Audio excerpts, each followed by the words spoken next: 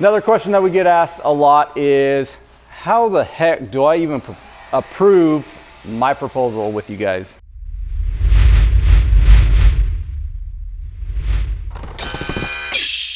Yeah, like you said, we get it quite a bit. So when you receive our email through Buildertrend, once you open the email, there'll be a yellow View Details tab. Go ahead and click on that.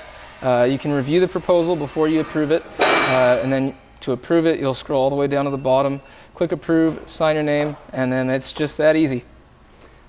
It is just that easy. One of the biggest things that you're going to look out for, though, and Alex will explain it in a video when he sends it to you, is that an email from us or from Buildertrend may end up in your spam, so you want to check there too. A lot of times it gets thrown in there and people say I can't find it, but it's been sent, and usually it's in either your inbox or your spam folder. So take a look there.